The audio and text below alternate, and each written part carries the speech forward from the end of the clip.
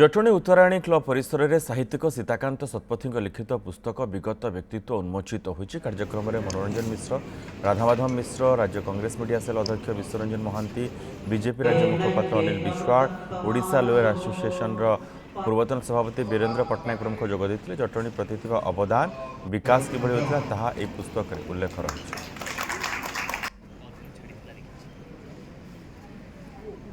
सीताकांत शतपथी द्वारा लिखित विगत व्यक्तित्व मु भावे जे यहाँ हूँ जटणीर गोटे एनसाइक्लोपीडिया।